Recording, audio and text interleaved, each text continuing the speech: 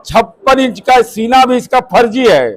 मणिपुर के मामले में यह साबित हो गया। नरेंद्र मोदी ने अमित शाह आया, ये दोनों 23 महीने के बाद कहा कि आपका डीएनए ठीक है, हम साष्टांग दंडवत हैं। मुख्यमंत्री जी विपक्ष की आवाज हैं, हम प्रधानमंत्री के उम्मीदवार नहीं, हम संयोजक के उम्मीदवार नहीं। आज पार्टी के व्यवसायिक एवं शिक्षा प्रकोष्ठ का प्रमंडलीय प्रशिक्षण शिविर हुआ। इसमें माननीय मंत्री मदन सहनी जी, माननीय शीला मंडल जी, ललन सराफ जो उसके अध्यक्ष हैं, भाई अमरदीप जी और दिलीप चौधरी जी और सारे साथियों ने भाग लिया।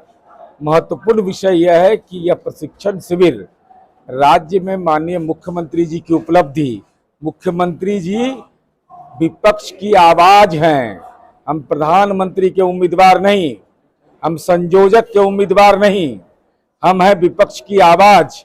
और उस फर्जीवाद के खिलाफ, फर्जी राष्ट्रवाद, फर्जी गठबंधन, फर्जी हिंदू का जाप, फर्जी घोषणा, फर्जी नौकरी का घोषणा, फर्जी नारे, फर्जी कार्यकर्ता के प्रति प्रेम का भाव दिखाना, सबसे इंपॉर्टेंट है फर्जी डिग्री वाला है सब। और 56 इंच का सीना भी इसका फर्जी है। मणिपुर के मामले में यह साबित हो गया।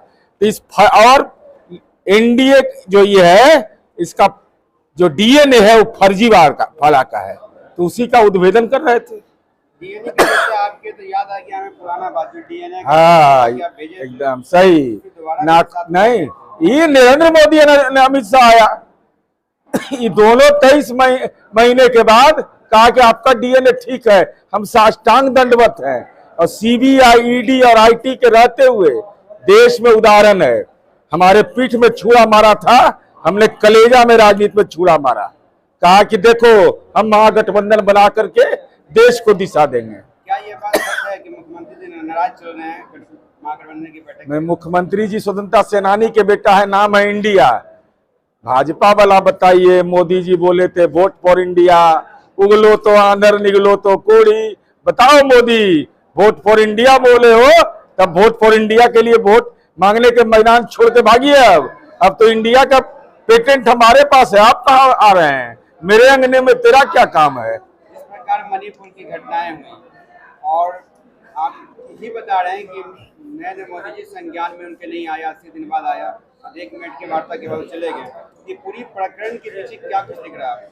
देखिए, माननीय नरेंद्र मोदी जी की सरकार है मणिपुर में, और जो सामाजिक समूह है उसके साथ जो इन लोगों ने राजनीति में भावनात्मक शोषण किया, आज उसका नतीजा है कि मणिपुर जल रहा था और देश का प्रधानमंत्री विदेश घूम रहे थे। उस विदेश से आने के बाद वो कहाँ जा रहे थे? मध्य प्रदेश की चुनावी रैली में। अमित शाह जी 3 दिन वहां जाकर रहे, 3 दिन वहां के सर्वदलीय बैठक 10 मिनट का किया, लेकिन सर्वदलीय पहल नहीं। माननीय राहुल गांधी जब वहां गए इनको नागवार गुजरा।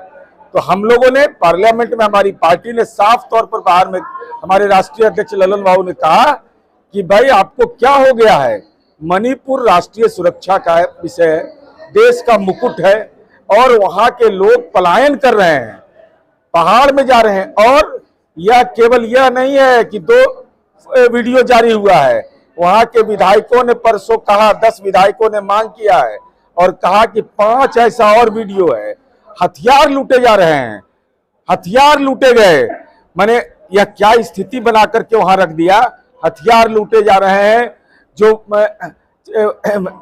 धार्मिक दृष्टिकोण से जो महत्वपूर्ण जगह है उसको तोड़े जा रहे हैं, लोगों के घर तक वो तबाह हो रहे हैं। और नरेंद्र मोदी जी, आपको जाने में डर लग रहा है मणिपुर?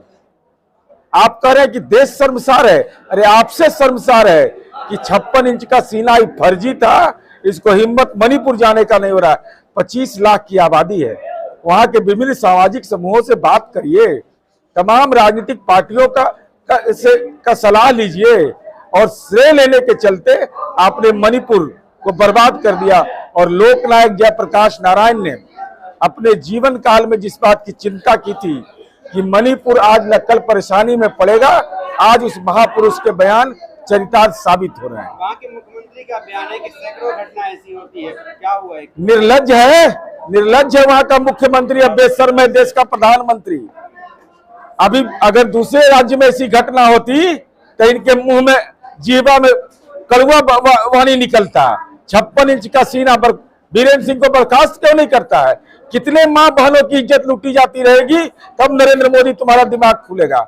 ये सवाल देश के आम आवाम पूछ रहा है, इसलिए जवाब तो देना होगा आपको, जवाब लेंगे आपसे। आप व्यापार की बात कर रहे थे, कंपनियां नहीं आ रही है और केंद्र सरकार रोजगार नहीं दे रहा है, ये बात तो सच है, लेकिन बिहार सरकार क्या दे रहा है, ये भी तो सवाल है। ऐसा कोई पंचायत, अब देखिए ना, रतौंधी है कि दिनौंधी है जी, भाजपा वाला से पूछिए, कहता विकास नहीं हुआ है तो नीति आयोग हमारा बनाया हुआ है।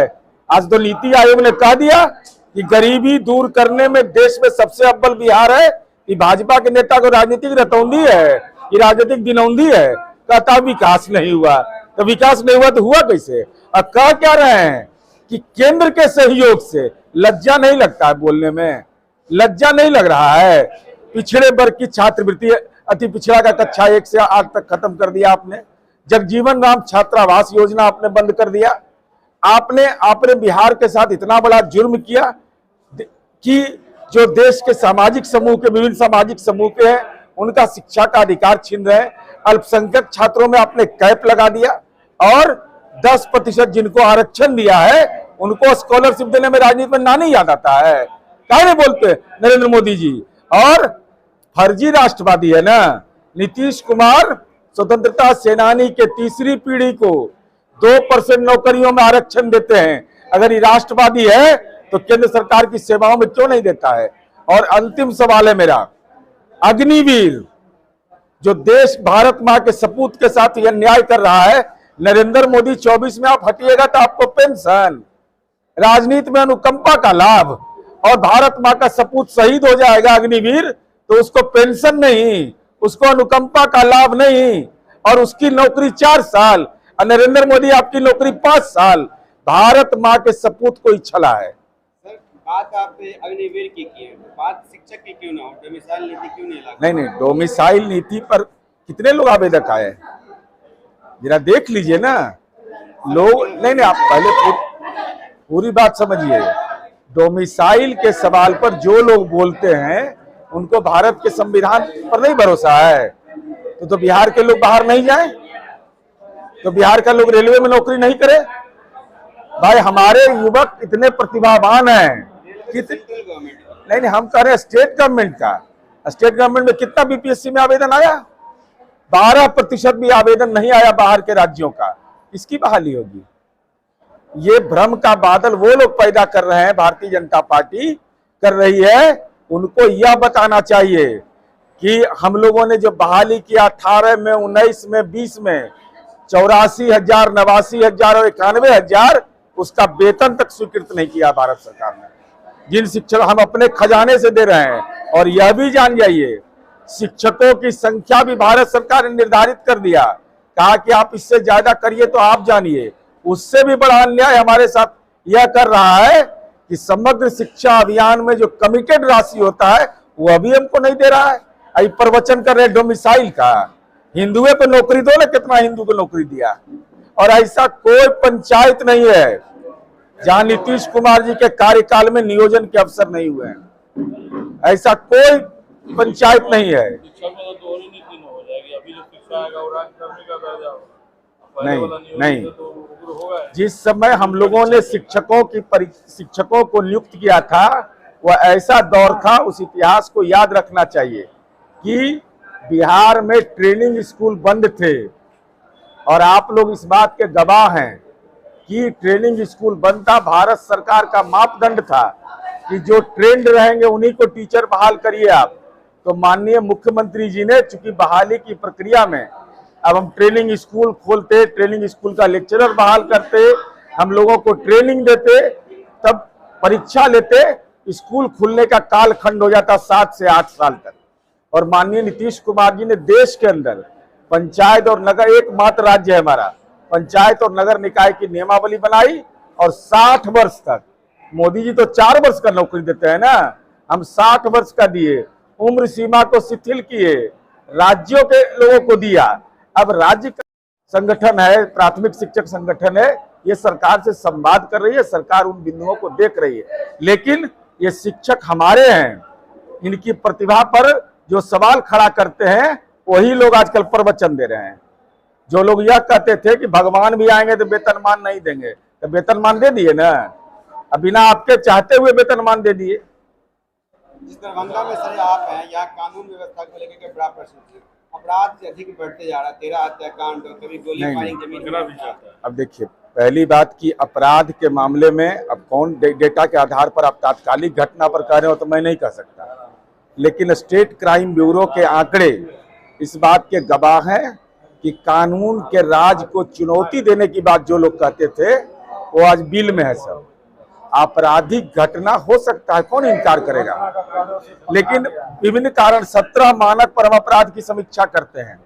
भूमि विवाद के चलते, प्रेम विवाह के चलते, बहुत तरह का अवैध संबंध के चलते, पैसे का लेन देन के चलते, व्यक्तिगत ईर्ष्या के चलते 17 मानक है, देश में कहीं नहीं होता है। लेकिन आंकड़े आप नेशनल क्राइम ब्यूरो का देख लीजिए या स्टेट क्राइम ब्यूरो का, कोई बिहार में जंगल राज नहीं है। दरभंगा में ऐसा नहीं है कि रात के 12 बजे निकलने में बेनीपुर से किसी को डर लग रहा है। अपराधी अगर है, अगर अपराध करता है तो उतना ही तेजी से गिरफ्तार होता है। आपसे यह अनुरोध जरूर होगा कि अपराध की घटना को ही नहीं चलाइए, अपराधी जब पर कार्रवाई हो उसको भी उतना ही प्रमुखता से मीडिया में जगह दीजिए।